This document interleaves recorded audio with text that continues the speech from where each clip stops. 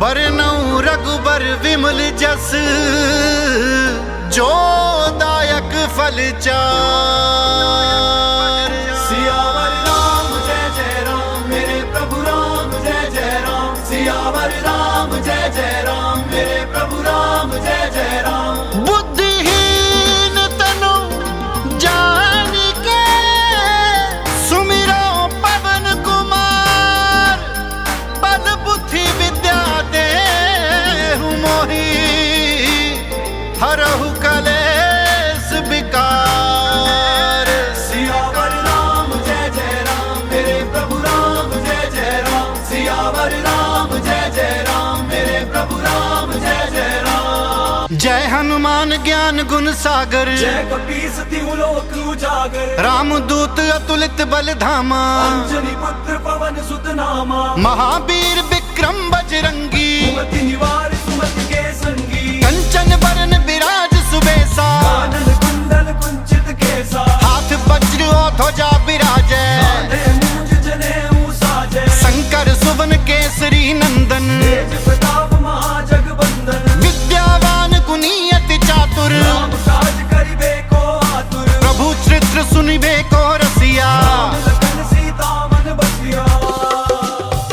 सियावर राम जय जय राम मेरे प्रभु राम जय जय राम। सियावर राम जय जय राम मेरे प्रभु राम जय जय राम। सूक्ष्म रूप धर सिंह दिखावा। विकट रूप धरि लंक जरावा। भीम रूप धर असुर सहारे। रामचंद्र के काज सवारे। लाए सजीवन लखन जियाए। श्री रघुवीर हर्ष उर लाए। रघुपति कीनी बहुत बढ़ाई। तुम मम प्रिय भरत ही सम भाई। सहस बदन तुम रोजस गावे। जय श्रीपति कंठ लगावे। सनकादिक ब्रह्मादि मुनीसा। नारद सारद सहित रईसा। जम कुबेर दिगपाल जहाते। कवि कोविद कहि सके कहते। तुम उपकार सुग्रीव ही कीना। राम मिलाय राजपद दीना। सियावर राम जय जय राम मेरे प्रभु राम जय जय राम। सियावर राम जय जय राम मेरे प्रभु राम जय जय राम। प्रो मंत्री विभीषण माना। केसर भय सब जग जाना। जुग सहस्त्र जो जन पर भानु। लील्योताय मधुर फल जानू। प्रभु मुद्रिका मेल मुख माही। जलधि लांघि गए अचरज नाहि। दुर्गम काज जगत के जेते। तुम अनुग्रह तुमरे तेते। राम दुआरे तुम रखवारे। होते न आज्ञा बिनु पैसारे। सब सुख लहे तुम्हारी सरना। सकता हूँ को डरना। आपन तेज समारो आपै। तीनों लोक हाँकते कांपे। भूत पिशाच निकट नहीं आवे। महावीर जब नाम सुनावे। राम जय जय राम मेरे प्रभु राम जय जय राम। सियावर राम जय जय राम मेरे प्रभु राम जय जय राम। मेरा मन सबसे ज्यादा खुश है कि यहाँ पर बच्चे आए। मेरा उद्देश्य यही है कि आज का जो युवा बच्चा है या आज का जो नन्हा बच्चा है ये संस्कारवान बन जाए तो हमारा भविष्य, हमारे देश का भविष्य उज्जवल हो जाएगा। तो यहाँ पर मैं देख रहा हूँ हमारी बेटियां और हमारे बच्चे जवान बैठे हैं, यही उद्देश्य है। ओम आपदां प्रतारं दातारं सर्वसंपादं लोकाभिरामं श्रीरामं बिहो बिहो नमाम्यहम्। रामाय रामभद्राय रामचंद्राय मानसे रघुनाथाय नाथाय सीताय पते नमः। नीलांबुज श्यामल कोमलांगं सीता समारोपित वामभागं। पाणो महासायक चारु चापं नमामि रामं रघुवंशनाथम्। ओम अंजनी सुताय विद्महे वायुपुत्राय धीमहि तन्नो हनुमत् प्रचोदयात्। बोलो राजा रामचंद्र की जय।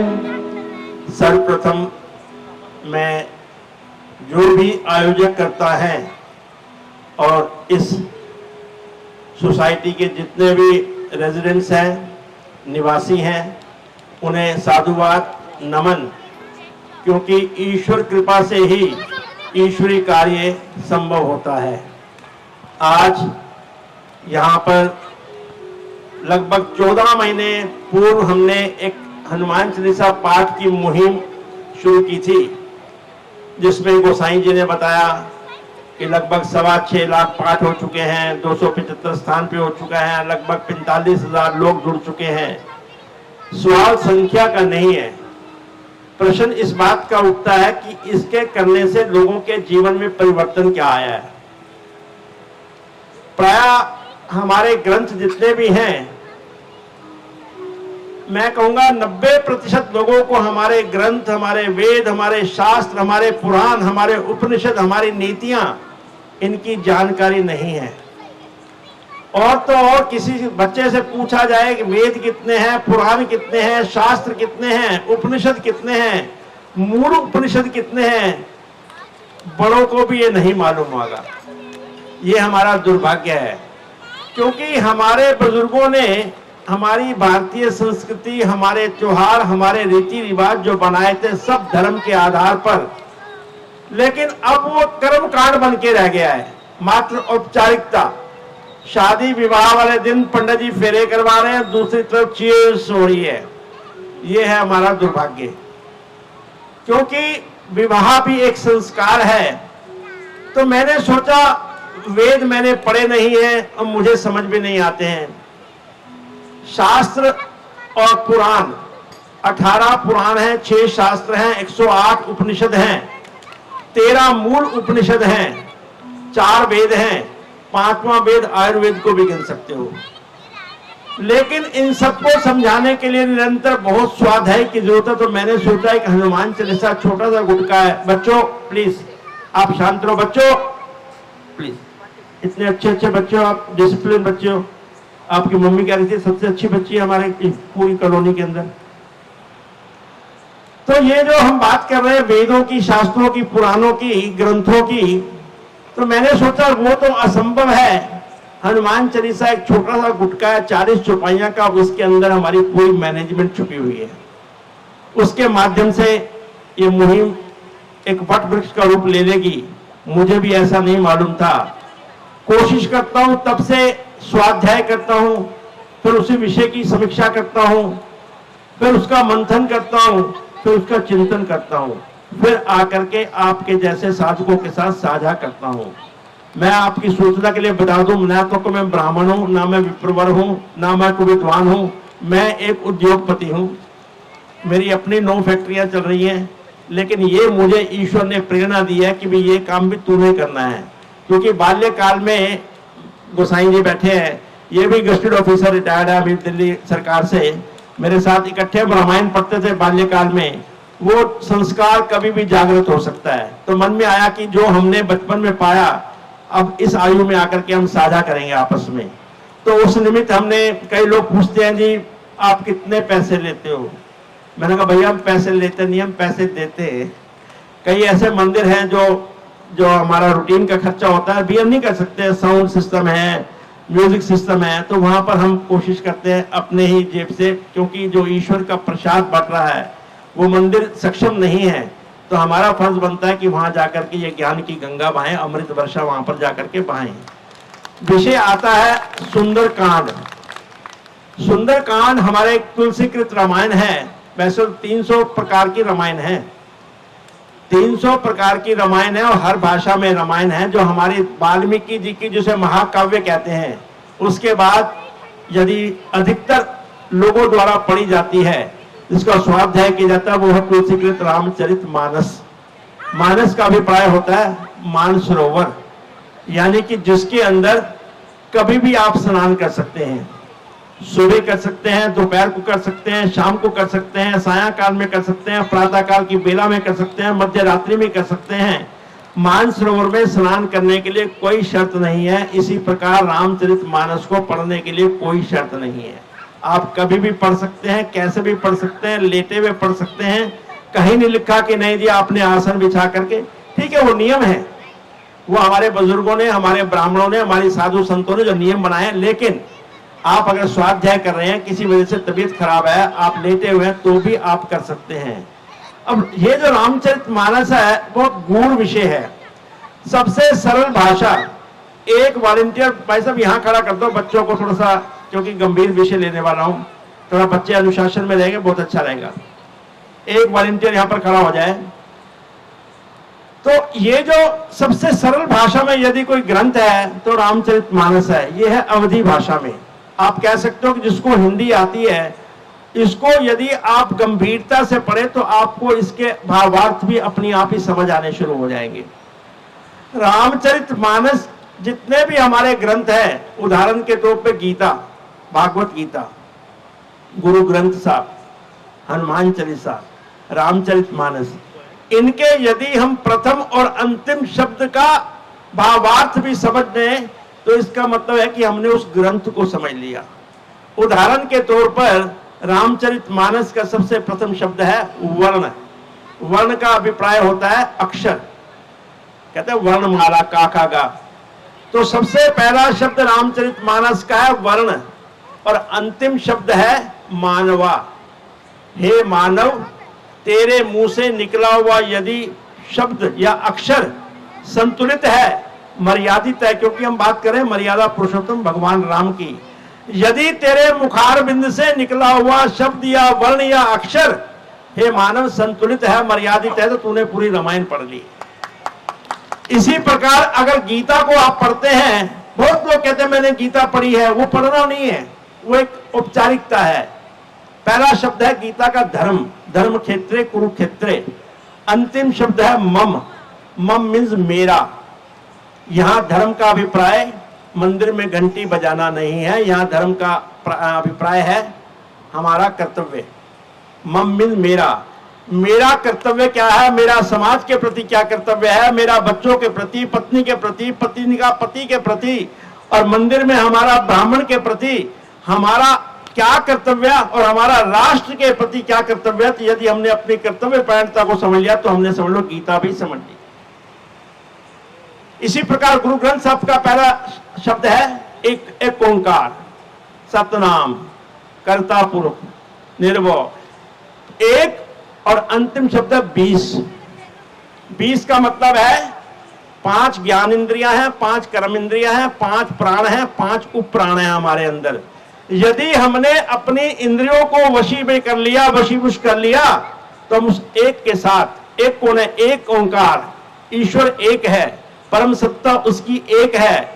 यदि हमने अपनी इंद्रियों को नियंत्रित कर लिया तो इसका मतलब हमारा प्रभु के साथ साक्षात्कार हो जाता है। इसी प्रकार आज आपने सुंदरकांड पाठ का यहां पर आयोजन किया। अब शब्द है सुंदर, इसका नाम सुंदरकांड क्यों रखा गया, यही मैं चाहता हूं कि बच्चों के मन में जिज्ञासा आए। मात्र पढ़ के चले गए, घर जाके कह दिया ये हमने सुंदरकांड का पाठ किया, नहीं, कुछ नहीं किया। क्योंकि यदि आपको उस सुंदरकांड के अंदर जो रहस्य छुपे हुए हैं उस ज्ञान की जानकारी नहीं हुई तो हमने सुंदरकांड का पाठ नहीं किया। इसका नाम सुंदर क्यों रखा, इसके कई कारण हैं। 3 पर्वतों की श्रृंखला पर लंका थी, सुबेल पर्वत, नील पर्वत और सुंदर पर्वत। एक कारण यह है, सुंदर पर्वत के ऊपर अशोक वाटिका थी जहां मां सीता को रावण ने रखा हुआ था। सुबेल पर्वत वो है जहां पर युद्ध हुआ था राम और रावण का, और नील पर्वत वो है जहां रावण का महल और राक्षसों के महल होते थे। ये 3 पर्वतों की श्रृंखला के समूह को बोलते हैं लंका। तो उस सुंदर पर्वत के ऊपर अशोक वाटिका जिसमें मां सीता के दर्शन प्रथम बार सुंदर दर्शन हमारे हनुमान जी को हुए, इस कारण भी उसका नाम सुंदर रखा। अगर आपने सुंदरकांड पाठ पढ़ा है तो 24 स्थान के ऊपर सुंदर शब्द आया होगा। आप घर जाकर के इसका थोड़ा सा स्वाध्याय करें, 24 स्थान पर उसका जिक्र आता है। क्योंकि 7 कांड हैं, बालकांड, अयोध्या कांड, अरण्य कांड, किष्किंधा कांड, सुंदरकांड, लंका कांड, उत्तरकांड। पहले 5 कांड में राम की लीला है। जब हम पहले 4 कांड में, जब हम सुंदरकांड के अंदर आते हैं तो यहां राम जी की लीला रुक जाती है, यहां हनुमान जी की लीला आ जाती है। क्योंकि हनुमान जी ने वो कर दिखाया जो स्वयं भगवान राम भी नहीं कर पाए। राम उड़ के संजीवनी बूटी के लिए नहीं गए, यादा कि ब्रह्म है, ईश्वर है, लेकिन उन्होंने श्रेय देना अपने भगत को। लक्ष्मण मूर्छित हुआ, लक्ष्मण को युद्ध के मैदान से लाने के लिए कौन आगे आए? हनुमान जी। वैदराज को लेने कौन गए? हनुमान जी। तो हनुमान जी जो उन्होंने कर्तव्य दिखाया, उनके पास जो अष्ट सिद्धि नवनिधि के दाता, असवर दिन जानकी माता, राम रसायन तुम्हारे पासा, सदा रहो रघुपति के दासा, जो उनके पास अष्ट सिद्धि थी, उसका ज्वलंत उदाहरण भी उन्होंने सुंदरकांड में दिया, क्योंकि उड़ के कहां गए? लंका में गए। तो ये लीला है हनुमान जी की। इसके अंदर सुंदरकांड का पहला शब्द है शांत, और अंतिम शब्द है जलजान। जलजान कहते हैं ये समुद्री जहाज को। हे व्यक्ति, यदि तू अपने स्वभाव में, अपने मन के स्तर पे, अपने बुद्धि के स्तर पे, अपने चित्त के स्तर पे शांत है, तो जलजान का मतलब तो इस भवसागर से, उस ईश्वर रूपी लीला के साथ भवसागर से, उस समुद्री जहाज से पार हो जाएगा। शब्दों के अंदर कितने गहरे संदेश हैं। इस हमारी तुलसी के रामायण में आपने किसी को आशीर्वाद देना है, मान लो इसमें सबसे पहली चौपाई सुंदरकांड में है, प्रबसी नगर कीजे सब काजा, हृदय राख कौशलपुर राजा। ये कौन कह रहा है? एक लंकनी राक्षसी थी जिसने हनुमान जी को रोका लंका के अंदर प्रवेश करने के लिए। जब मुष्टिका से प्रहार किया हनुमान जी ने, तो लंकनी ने कहा कि जब ब्रह्मा जी ने आशीर्वाद दिया था, वरदान दिया था रावण को, तो मुझे बताया था कि जब कोई बानर आकर के तुझ पे वार करेगा तो समझ लेना कि रावण का अंत आ गया है। तो हनुमान जी, मेरा आपको नमन है, अब आप जाओ। कहां? लंका के अंदर। क्या कंडीशन लगाई? प्रबसी, प्रबसी मीन प्रवेश, टू एंटर। प्रबसी नगर, नगर मीन लंका। प्रबसी नगर कीजे सब काजा, जाके सब काम करो, क्योंकि उन्होंने कई काम किए। अक्षय कुमार को मारा, अशोक वाटिका का भी ध्वंस कर दिया, मां सीता की सुधि ली, लंका के साथ, अपनी पूंछ के साथ पूरी लंका भी जला दी। तो उन्होंने कई काम किए। तो उन्होंने मंत्र विभीषण माना, विभीषण को भी मंत्र दे करके आए, इतने काम करके आए। तो इसलिए वो कहते हैं कि हनुमान जी के पास ऐसी शक्ति थी, तो वहां जाने के बाद जब लंका के अंदर उन्होंने काम किए, वो काम वास्तव में सराहनीय है। तो हमें हनुमान जी के प्रति नमन होकर के, तो प्रबसी नगर कीजे सब काजा, हृदय राख कौशलपुर राजा, शर्त लगाई है। यदि आप कहीं भी जा रहे हो, किसी के गृह प्रवेश में जा रहे हो, किसी के घर जा रहे हो, बस मन में एक, अगर आप शुभ चिंतक हो, क्योंकि आजकल ईर्ष्या ज्यादा है, शुभ चिंतक लोग कम है, तो आप वास्तव में शुभ चिंतक है, तो आपके मन में आना चाहिए उनके घर में पदार्पण करने से पहले, प्रबसी नगर कीजे सब काजा, प्रबसी नगर कीजे सब काजा, हृदय राखी कौशलपुर राजा, हृदय राखी कौशलपुर राजा। अब आता है इसमें मंगल भवन अमंगलहारी, ब्रह्म सुदर्शन अद्रव्यारी, दीन दयाल संभारी, हरनाथ नम संकट भारी, कोमल चित अति दीन दयाला, कारण बिन राष्ट्र पाला। क्या आया? मंगल भवन अमंगलहारी, मंगल भवन अमंगलहारी, द्रवहु सुदशरथ अजय बिहारी, द्रवहु सुदशरथ अजय। आप किसी के घर जा रहे हैं, उसका मंगल चाहते हैं, अपना भी मंगल चाहते हैं, तो मन में भाव क्या आना चाहिए? यही मंगल भवन अमंगल हारी। अगली लाइन में क्या बोला? प्रभु कौन है? प्रभु कोमल है, कोमल चित अति दीन दयाला, कोमल चित अति दीन दयाला, कोमल चित अति दीन दयाला, कारण बिन रघुनाथ कृपाला, कारण बिन। ईश्वर एक ऐसे हैं जो बिना कारण के आप पे कृपा दृष्टि डाल सकते हैं। उदाहरण के तौर पे सुंदरकांड के अंदर एक बहुत ही सुंदर कथा आती है। विभीषण अपने भाई को छोड़ करके राम की शरण में आ गया। सुग्रीव ने कहा हमारे शत्रु का भाई है, जासूस बन के आया है, इसको मत आने दो या इस पे निगाह रखो। लेकिन प्रभु ने क्या कहा? प्रभु ने कहा कि निर्मल जन मन सो मोहि पावा, मोह कपट छल छिद्र न भावा। निर्मल मन जन सो मोहि पावा, निर्मल मन जन सो मोहि पावा, मोह कपट छल छिद्र न भावा, मोह कपट छल छिद्र न भावा।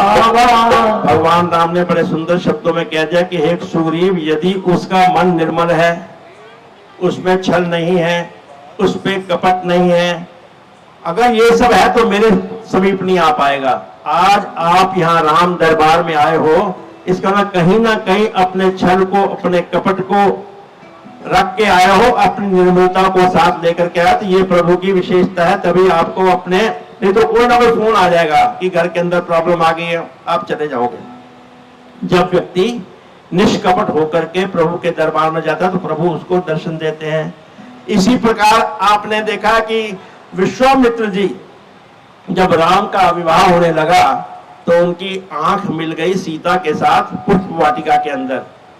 तो उनको जब वापिस आए तो विश्वामित्र त्रिकालदर्शी थे, वो समझ गए। उन्होंने क्या आशीर्वाद दिया? सुफल मनोरथ हो तुम्हारे, सुफल मनोरथ हो तुम्हारे, राम लखन सुन भय सुखारे, राम लखन सुन भय सुखारे। वहां क्या बोला विश्वामित्र जी ने? तुम्हारे मन के मनोरथ पूर्ण हो। तो जब आप निष्कपट होकर के प्रभु के दरबार में जाओगे तो आपको भी यही आशीर्वाद मिलेगा कि सुफल मनोरथ हो तुम्हारे, राम लखन सुन भय सुखारे। उन्हें बड़ी प्रसन्नता हुई। उधर से माँ सीता को भी राम जी पसंद आ गए। कटकटी लग गई दूर से। जब माँ पार्वती की पूजा हो रही थी, वहां पार्वती का मंदिर था पुष्प वाटिका में, जब वो पूजा कर रही थी तो उनको आशीर्वाद क्या दिया उमा ने? उमा कहूं मैं अनुभव अपना, उमा कहूं मैं अनुभव अपना। पंक्ति दूसरी है, सुन सिय सत्य असीस हमारी, पूज ही मन का आना तुम्हारी। हे सीते, मेरी आशीष को सुनो, तुम्हारे मन की कामना पूर्ण हो। कहने का अभिप्राय है कि हमारे इस तुलसी के रामायण के अंदर ऐसे ऐसे गहन संदेश हैं। आपने वास्तव में, क्योंकि संस्कृत नहीं, मुझे नहीं लगता किसी को संस्कृत यहाँ पर आती होगी, तो जो हमारे ग्रंथ आसान हैं उन्हें अगर जीवन में हम उतार लें, क्योंकि मात्र संगीतमय तरीके से सुंदरकांड पाठ कर लेना और मात्र 45 मिनट में 21 बार हनुमान चालीसा पाठ का पठन संगीतमय तरीके से कर लेना, वो एक औपचारिकता है। एक किस्म की हम एक नींव डाल रहे हैं कि प्रभु के चरण में बैठने के लिए हमें ग्रंथों के अंदर जाना होगा। हमारे ग्रंथों के अंदर ऐसे ऐसे रहस्य हैं, आपकी बहुत सारी जिज्ञासा का निवारण हमारे ग्रंथ कर सकते हैं। तुलसी की तो रामायण ही कर सकती है। आज किसी बच्चे ने पूछा, मुझे पंडित जी कह रहे थे अभी, कि किसी ने पूछा 11 बार हनुमान चालीसा पाठ क्यों करते हैं? ऐसा है कि संख्या कोई मायने नहीं रखती है। हमारे बड़ों ने, हमारे बुजुर्गों ने पूछे, जैसे 11, 21, 31, 51, उसके बाद सीधा 101। 11, 21, 31, 41 नहीं, 51, फिर 101। कुछ ऐसी संख्या है जिन्हें शुभ माना गया है। बाकी मेरे से पूछो 11 बार क्यों? 11 का मतलब 1 और 1, जब उन दोनों का जोड़ करेंगे तो क्या होगा? 2। ईश्वर एक, तू और एक मैं, बीच में कोई दलाल नहीं, कोई ब्राह्मण भी नहीं, बस तू और मैं। 11 बार का अभिप्राय ये भी है, ईश्वर के साथ जुड़ने के लिए हमें सकारात्मक ऊर्जा चाहिए। हर चीज की इंटरप्रिटेशन हमें खुद करनी है। हर चीज का, समस्या का समाधान ब्राह्मणों के पास में नहीं है, ऋषि मुनियों के पास था, लेकिन वो श्रेणी के ऋषि भी नहीं रहे। आज भी हमारा दुर्भाग्य की बात है कि हमारे धर्म का व्यवसायीकरण हो चुका है। हाँ जी, आप कितने पैसे लेते हो माता की चौकी के, सुंदरकांड के कितने पैसे लेते हो, जागरण के कितने लेते हो। फिर कई लोग तो अपना पौवा पीने के बाद करते हैं। हाँ बेटे, हनुमान चालीसा किसने बनाई थी? हाँ बेटे, बहुत सुंदर। बनाई नहीं थी, किसने लिखी थी, बहुत सुंदर बेटे। देखो यही छोटी सी बच्ची, कितनी 7 ईयर्स की आपकी एज बेटी? 6 ईयर्स, 7.5। वो पूछ रही है हनुमान चालीसा किसने बनाई थी। हनुमान चालीसा बेटे किसने लिखी थी? हनुमान चालीसा संत तुलसीदास हुए जिन्होंने तुलसीकृत रामायण लिखी थी। वो कब लिखी थी? एक बारी, आप जल्दी में तो नहीं है भोजन के, क्योंकि बच्ची का प्रश्न है, मुझे जवाब देना चाहिए। एक बार अकबर ने कहा कि मैंने सुना है यहां पर मथुरा के अंदर कोई संत आया है जिसका नाम है तुलसीदास। कहते हैं बड़ा चमत्कारी संत है, उसको बुलाओ। उसने जाने से मना कर दिया। मैं सिर्फ अपने ईश्वर का, अपने इष्ट का कहना मानता हूं, मैं किसी राजा को नहीं जानता हूं, मेरा राजा एक ही है, मर्यादा पुरुषोत्तम राम। नहीं गए। मंत्रियों ने उसे जेल में डाल दिया। तब जेल में डाल दिया तो संत कभी खाली नहीं बैठेगा। इस हनुमान चालीसा का जो उन्होंने लिखने का काम शुरू किया, जेल में किया, और जिसके परिणाम स्वरूप कुछ दिनों के अंदर इतने लाखों की संख्या में वहां पर बानर इकट्ठे हो गए और उन्होंने जेलरों के लिए जीना दुर्लभ कर दिया, जिसके परिणाम स्वरूप आगरा में अपना मथुरा के अंदर राजा अकबर को ऑर्डर देना पड़ा कि वे जेल खोल दो। जीना हराम कर दिया उन लोगों के लिए। तो ये संतों का चमत्कार यही है, क्योंकि ईश्वर के भगत को यदि आप किसी कारण से तंग करते हो तो ईश्वर न्यायकारी है। तो बेटे बहुत अच्छा आपने प्रश्न किया। संत तुलसीदास जी ने ये लिखा था, इसमें 40 चौपाइयां हैं, और ये जो हमारे सुंदरकांड का पाठ है इसमें 300 चौपाइयां और 60 दोहे हैं, और 24 बार सुंदर शब्द आया है। तो इसलिए हमारे जो रामचंद्र जी हैं, इनके ऊपर जब कभी एक दिन अगर बुलाएंगे तो हम चर्चा ही श्री राम जी की करेंगे, क्योंकि अयोध्या का अभी हाल ही में 3 महीने हुए हैं। रामलला जी अपने महल में आए हैं। 496 वर्ष वो टेंट में रहे। 14 वर्ष के कहीं ने उनको वहां बिठाया, और 496 वर्ष में, क्योंकि आजकल चुनाव का माहौल चल रहा है, आचार संहिता लगी हुई, आप समझ सकते हैं कि किन के कारण वो हमारे टेंट में रहे। आज रामलला शोभायमान है। मेरा बहुत बड़ा सौभाग्य है, 3 महीने पहले वहां रामलला जी गए और 3 महीने में 3 बारी दर्शन करके भी आ गया हूं। तो इसलिए आप सबको जाना चाहिए। हमारी आस्था, हमारे जितने भी ग्रंथों के अंदर हमारे जो गूढ़ शब्द छुपे हुए हैं, उनका भी स्वाध्याय करो। किसी परिपक्व व्यक्ति के साथ बैठ के उसके ऊपर चर्चा भी करो, क्योंकि हर शंका का निवारण हर व्यक्ति नहीं कर सकता। मैं भी चर्चा करता हूं कई संतों से। तो आभार जी, धन्यवाद जी। तो आपके मन की जिज्ञासा होगी, कभी आपके मन में कोई प्रश्न है, जैसे बिटिया ने पूछा है, बड़ा सरल। एक बच्ची ने मेरे से पूछा कि हम इस संसार में क्या करने आते हैं, छोटी सी बच्ची।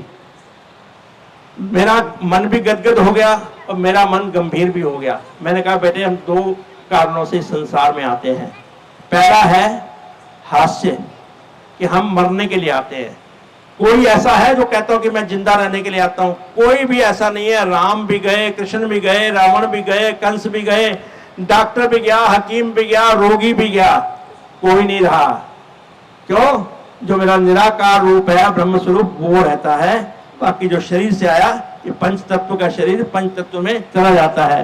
तो मैंने कहा बेटे, पहले तुम यह है कि हम मरने के लिए आते हैं, क्योंकि किसी संत ने लिखा है, उस संत का नाम था ऊधो। ऊधो ये मुर्दों का गांव। ये पूरा जो पूरा संसार है, ये मुर्द घाट है, शमशान है। जो भी आता है मात्र मरने के लिए आता है। कोई 100 साल जीता है, कोई 50 जीता है, कोई 70 जीता है, जितनी आयु लेके आया। लेकिन मैंने कहा बेटे, हमारे जीवन का लक्ष्य, हम इस संसार में क्यों आते हैं? हम आते हैं आत्मबोध के लिए, कि मैं कौन हूं, हु एम आई, मैं ही ब्रह्म हूं, अहम ब्रह्मासि, मैं वही सत्ता का, उसी तत्व का ही प्रतिबिंब हूं। ये जानने के लिए आते हैं। इसको जानने के लिए कई कई जन्म साधु संत ऋषि मुनि तपस्वी योगी कई कई जन्म इसी साधना में लग जाते कि मैं कौन हूं। ये इसका उत्तर दिया है आदि शंकराचार्य ने, उनके बहुत सारे ग्रंथ हैं वेदांत के ऊपर। क्योंकि जो हमारे वेद है, 4 वेद, उन वेदों में 63% कर्मकांड है, बाकी वेदांत है।